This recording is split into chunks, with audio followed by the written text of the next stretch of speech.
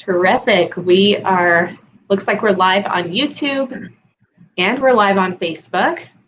Just going to check on my handy mobile devices and make sure that we're displaying correctly. Come on, and give Facebook a second to alert people. I know some people are interested in this, so want them all to hop on. If you are hopping on at this time, give me that thumbs up. Let us know that you can hear us, that you can see us just fine, and so I can get kicked off and get started. We've got some great content with our partners, so I want to be sure to share that with you.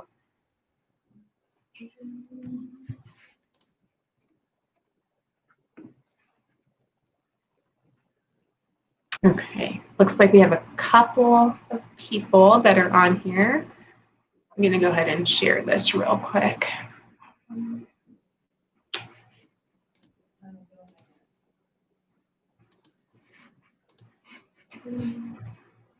Okay, great. Okay, so good morning, everyone. Thank you so much for hopping on to our live broadcast. This is part of our COVID-19 series. As you all are aware, we are transitioned now to providing you resources to be able to reopen and then hopefully start that new normal in your business line of work. For those of you that are just now hopping on, make sure that you like our page, that you follow us so you can get those updates in a timely manner, but also see the content that we're pushing out. We are available on all social media platforms, so find us on Instagram, Twitter, and on YouTube. Most of those accounts are at Westy Chamber. For those of you that have questions about past videos, know that we never take them down. They might get pushed down because we produce content so frequently, but you can always find those videos on the video section of this page. You can also find them on our COVID resource page, which is displayed for you right below. That's westminsterchamber.biz/COVID-19-updates. Now, without further ado, I want to go ahead and introduce this topic, which is super exciting. As many of you are aware, transportation has been just an issue in general across the state of Colorado. I really want to say across the nation, but also we felt the pressures here. And so often we partner with several organizations that advocate for transportation and the needs for our businesses and the needs for our overall community. One of those partners is Commuting Solutions. And so today with me, I have Allison Crump. Allison is with Commuting Solutions, and she really wants to kind of share with us some facts and figures, what's been going on in the world of transportation during this time, some things that we predict for the future as far as programs that are out there, and then we'll be taking some Q&A.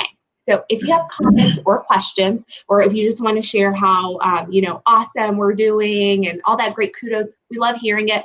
Be sure that you type it into the comment section of this video so that we can address that for you. Hello to you, Parker. Thank you so much for hopping on with us, especially since you guys are probably open right now. So drop me a note and let me know how you guys are doing. But without further ado, I'll turn this over to Allison. And before I do, I know this is like super bright. This is like traffic bright. And that was the reason why I picked this. We had an awesome chamber ambassador and member, for those of you that know Doug Morton, who actually passed last year. And right before he did, it was like, oh my gosh, I want to say 2 weeks. That was the first time I ever wore this dress. I haven't worn it since. And when I did, he was like, whoa, that's a traffic stop. Are you going to be out there directing? So every time I look at this dress, I think of traffic, transportation, I think of Doug. So that's why I decided to wear it today. But I'll turn it over to Allison to share, a little bit about her role with Commuting Solution, the organization, and then take the conversation away. But if you have transportation questions, pop them into this box so we can be sure to address it for you. All right. Thank you so much, Juliet. Hi, everyone. I'm Allison Crump with Commuting Solutions, and I'm really excited to share with you today everything transportation related in the Northwest Corridor. I'll be answering a few questions throughout my presentation, but please ask questions in the comments. We're here for you. We're here as a free resource to all employers in the Northwest region. So we're here to support you during this time, especially as we're pivoting transportation resources and sharing with you what that means. So I'll be addressing some questions like, how can we transition back to this new normal of a workplace? What will our commutes look like? How can telework become an integral part of our commute strategies? And how can we adapt other transportation strategies at this time to support employees, whether that's transit, biking, anything like that. So we'll be giving a broad overview, but also providing some really tangible strategies and a toolkit so that you can support your employees moving forward during this time. So I'm going to start off with a quick overview of who Commuting Solutions is, in case you, haven't interacted with us or aren't familiar at this time. So Commuting Solutions is actually a nonprofit, and we are what's called a TMO, a Transportation Management Organization. And we are one of 8 TMOs in the Denver region, and we're partially supported by DRCOG, which is the Denver Regional Council of Government. So we're essentially one of their implementation arms in terms of, commute strategies and supporting employers and transportation in the Northwest region. So again, we are a free resource for you as employers. So everything I'm sharing with you, feel free to reach out for more details and more support. We're definitely here for you guys, and we're excited to share how we've been pivoting some of our resources and strategies to support during this time of COVID. So what we're going to jump on and talk about first is telework, and partially because the Denver Regional Council of Governments and the Society of Human Resource Management actually put together a survey at the end of April to reach out to some employers, and you may have received the survey and taken it yourself, to see where employers are at with telework and what it's looking like moving forward. I know we've all been, working remotely for the past few months and figuring out what that means for our employees. It's different for every company. So really this survey helped pool together what people have been doing and how we can support moving forward. So I'm just going to share a few facts from the survey, and that'll provide kind of a leeway into our resources. So from this survey, we learned that over half of employers have provided telework training for employees, which is terrific. That said, only about 40% of employers have provided telework training for supervisors. And this was identified as a really crucial need, is training supervisors for telework, because very few managers have supervised remotely. So that's a crucial need moving forward. Developing a formal written telework policy is also a crucial need moving forward. Many companies many of us started working remotely without a formal policy in place. So kind of moving forward and looking at what that new normal is with the telework policy. 57% of employers have developed pandemic response teams. However, only 26% have developed formal plans for employees returning to the workplace, which is going to be really valuable as we return to this safer at home and to seeing what this new normal is looking like for everyone.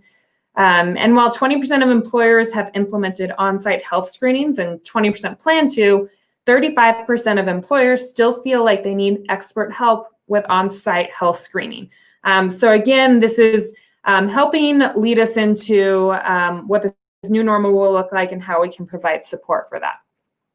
So what DRCOG, the Denver Regional Council of Governments, and all the local transportation management organizations have been working on is a program called Telework Tomorrow. And so we've taken a lot of this information and also some interviews with employers and figuring out how we can support employers with telework, and really with helping implement permanent new telework and flexible work schedule options, promoting that culture of trust for employees working from home.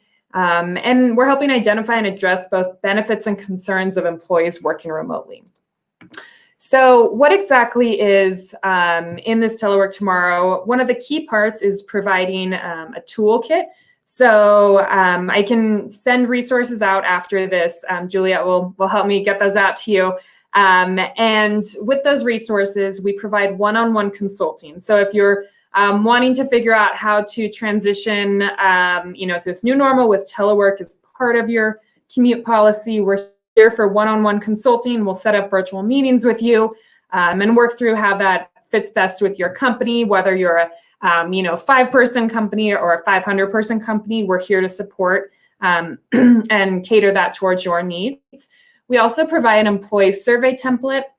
We provide telework policy and agreement templates. And you can use these. These have been vetted and they're excellent to use right off the bat. But if you'd like to cater them towards your company, that's also a possibility. So again, this is really helpful for either small companies or large companies and can certainly be personalized. We also provide telework tool overviews and resources for Zoom, G Suite, and Microsoft Teams. And we provide tips for keeping employees productive and engaged, especially during this time as it's been a few months and we're all kind of moving forward. We also provide communications and announcement support and scripts if you're unsure how to do that moving forward. So again, providing these resources in a very succinct, easy to use toolkit is what we're aiming for, and then we can personalize it to your needs. And these templates are actually, if you have a smaller company, we found they've actually been really great for smaller employers. Because a lot of times those smaller employers don't necessarily have a lot of HR resources to be developing these really personalized telework policies. So we're here to do that for you and to work with you on that. And telework provides a lot of flexibility as we've identified during the past few months. I think we've all seen that. But how can this become a sustainable part of our commute policy moving forward is where we're moving on to now. So again, I'm here to support you all with telework policies, and these are free resources for all employers in the region. So we're happy to work with you one-on-one for that. But moving on from telework, there's still a lot of other great options in our region that as we're moving into this safer at home and what that looks like for different people, we do want to also look at our other options. We still have RTD and our transit options with light rail, commuter rail, and buses. And we definitely have those resources and can set up a one-on-one consultation with you. Again, this is a free resource and we can support you and your employees with looking at your transit options. It's really important to keep in mind during this time that transit is fare free. At this time. However, that also means there's reduced frequency on most routes. So be really aware if you're, depending on transit or wanting to use it, to be sure to use the transit app and be really aware of those reduced frequencies. But we'll keep up to date with all of you on RTD as they're changing those. But it does change week by week in terms of, when they'll be coming paying fares again. So I would definitely recommend checking back on RTD's website as things do change week by week, as we're aware. Also during COVID, RTD has implemented some policies to reduce spread. And so they've reduced the number of passengers on buses, light rail, and commuter rail, and also implemented rear door boarding. If you do need the assistance of the front door, that still is a possibility. Just be sure to speak to the driver and make sure that's they're able to do so. So just kind of being aware of these changes in transit, but it's definitely still a resource for our region along the 36 corridor. So whether you're looking to take the Flatiron Flyer or the B line or anything like this, those are resources, but they are changing weekly. So again, we're here to support you with that. Another great option during this time of COVID is bicycling. Bicycling, whether you're using it for commuting or recreation, is a great way to be socially distant. Just keep in mind to bring a mask with you. A neck gaiter or something like that generally works best for biking. It's easy to pull up. I myself have found the masks are a bit difficult with biking and your helmet on. So I've found the neck gaiter works best. But we're also here to, at Commuting Solutions, to provide you with support on bike routes in your area and local resources and bicycle shops that are open for maintenance. So again, we're here to provide those resources for you, and this is all a complimentary service for you. So we just wanted to be able to share this information with you, and so you can learn about what resources are available during this time and how that's all changing. So again, please reach out. We're a free resource for you as an employer along the Northwest Corridor, and we're here to support you during this time. And we also We have a number of virtual meetings and webinars that we host that, again, are entirely free and a free resource for you. So if you'd like information on those, I'm happy to follow up. We do have one next week that we'll be sharing more information as things change week by week. So again, we're here for you, and please reach out if we can help you and your employees during this time with anything related to your commute or transportation. Yeah, so a lot of information that you just kind of threw at us, Allison. Thank you for several that have popped on. Counselor Bowles, it looks like Dante, hello to you, or Chamber Chairman Brian Dice, or Past Chair Brian Hegg, Tina Silver. Looks like a lot of you. Hi, Jason. I hope you're doing well. And former Mayor Pro Tem Alberto Garcia. So we've got a lot of folks that are on here with us. We've talked about Telework survey that our community solution partners conducted. And when they did that, some of the results that came off of it to see what businesses are doing, how they've been adapting and implementing different programs to service the needs of their employees and still run their business. I've included as many of those stats that I could gather into the comment section of this video, and we'll make a lot of those, the resources and everything that we touched on, available after this broadcast on our COVID page. That page is at least updated once a week, if not sooner. So just kind of keep checking back on that in addition to the email communications that we sent out. Allison also touched on the partnership between Community Solutions, several other transportation partners that kind of came together to develop those toolkits and consulting services and such. And then she also touched on the transit options, our RTD, our light rail, our buses, and we'll have a separate video broadcast that focuses holistically on some of those options for you all to be able to answer questions. We'll likely do it as a town hall or a feature with some of those electives as well. But before I kind of veer off, if you have a question or a comment, please type it into the question section of this video broadcast so we can address it. Hello, Counselor Smith, for hopping on, and Tom Balzer. My gosh, great to see you guys. So Allison, can you share, I know you shared the statistics on Telework, which is awesome. Can we touch a little bit about our transit system? So you mentioned that right now the fares are free. While they are free, a lot of the times, the schedules have changed, right? They're not operating as frequently as they generally do. For those of you that haven't used them, there's apps that are available, the website's available as well. That's generally where you can see the schedule, or if you just go out to where you might be able to hop on that train or bus or whatnot, there'll be that posted schedule that's there. So that is different from what's currently being offered because of COVID and everything that's going on. But can you share with us some of the stats on usage potentially right now? What has been, what's been seen, especially during COVID? Is there a natural decline that came specifically from it? And then has there been a gradual increase during this time of our reopening?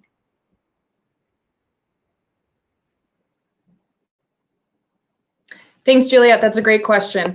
During the past few months during COVID, we have seen a fairly significant decrease in transit usage, and this is nationwide. So RTD is very much in line with what is going on nationwide. We are seeing different populations using transit more frequently during this time, but overall we do have quite a reduction in transit, which is partially one of the reasons for reduced frequency of routes.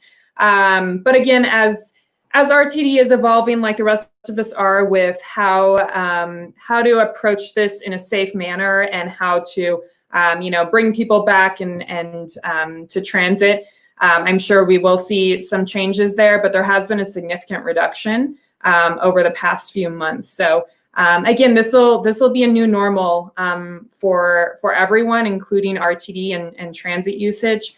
Again, we'll be updating as quickly as possible. When we hear from RTD, we update on our social media typically when there are updates, so whether that's when fares are reintroduced or if there's new safety measures introduced or anything like that.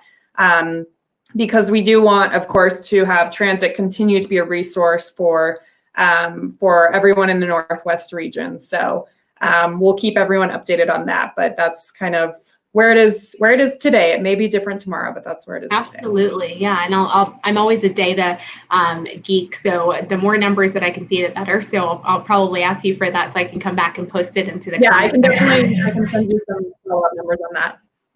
Awesome. So another question that I kind of wanted to throw out there, we talk about the different modes of transportation. We also mentioned that our trails are being used. You know, we're blessed here in Colorado to have a lot of that outdoor space, a lot of trails. I know here in Westminster, we have a bunch that we take care of, that we make sure are available for families and for just those commuters that are out there. Has there been any reports back on those as well that you're aware of? And that could be done, you know, when we talk about bike shops, and obviously people need to fix things like that, just from the traffic that's on the trails alone. Is there somebody that's out there that's kind of curious kind of from your lens on what you're seeing in regard to the bike situation? And if more people have gone to the trails, what does that look like for us?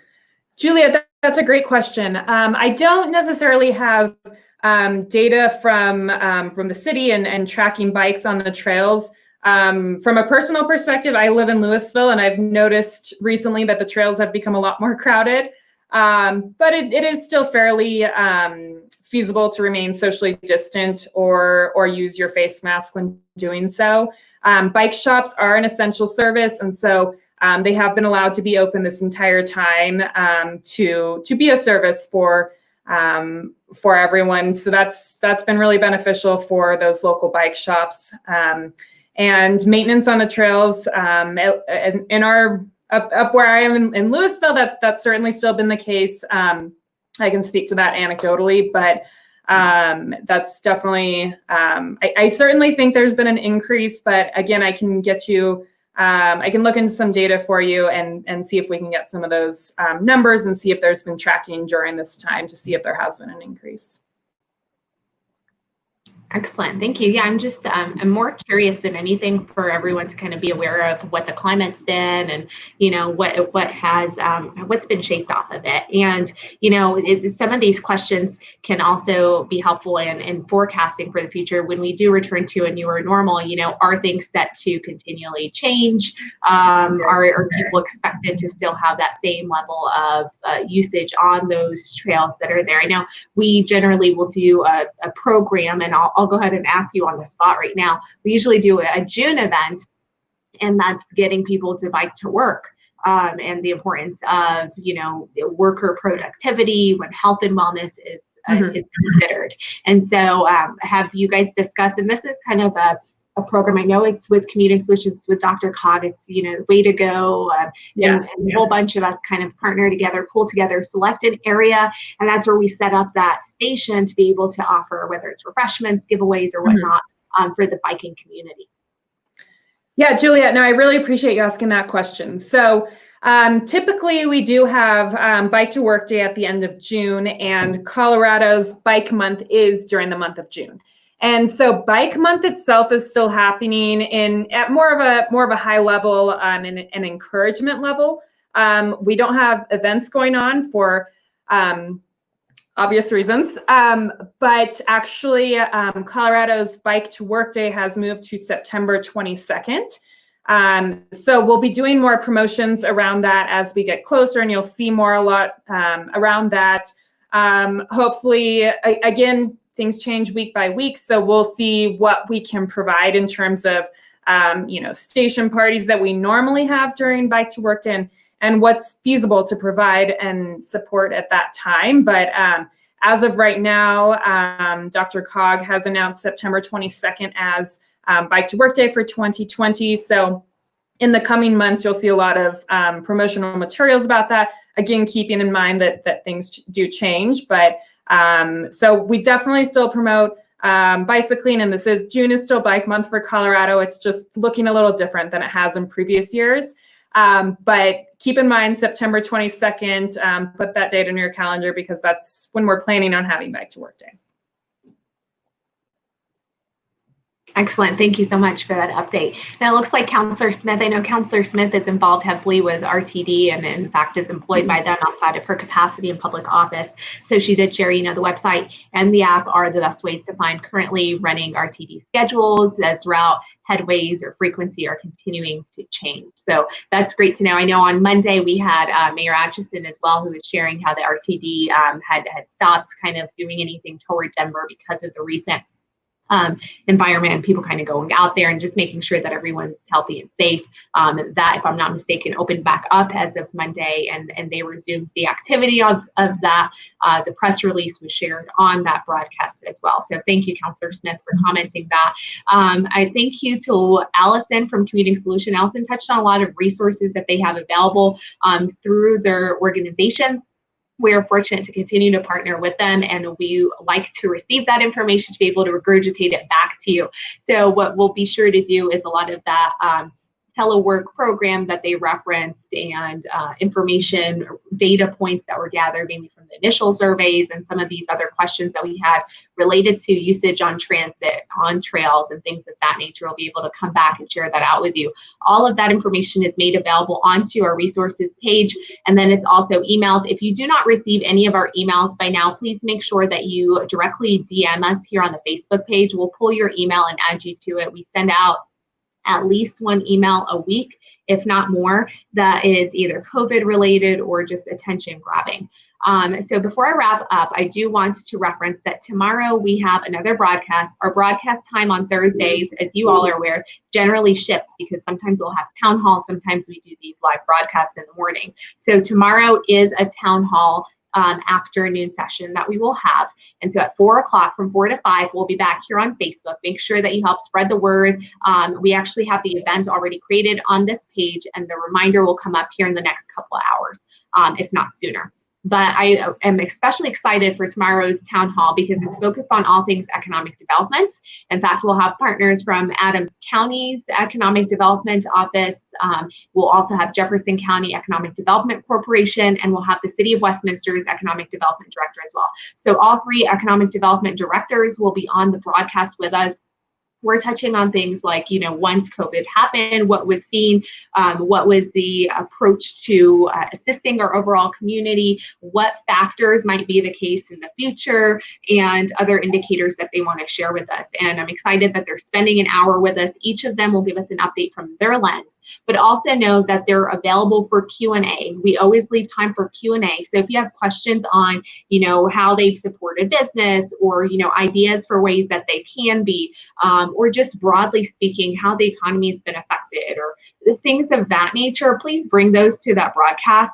We'll be live from 4 to 5 tomorrow here on our Facebook page with those economic development experts focused on COVID, reaction, response, and kind of the recovery side to it. So this video will be available for anybody that tunes in later on. And if you end up watching this and it's on replay, give us that hashtag replay so we know that you tuned in, and then send us either a comment or message if you feel like that. We often will also get messages later in our inbox. We're totally okay with that. We'll get you an answer and come back to you as well. But I do want to thank Allison for spending the morning with us. And thank all of you for tuning in. Some people I haven't seen in forever, so glad that you're live, breathing, and that you chose to spend a few minutes out of your morning with us. And with that, I'm just going to go ahead and close it out. And thank you, guys. Thank you. Bye.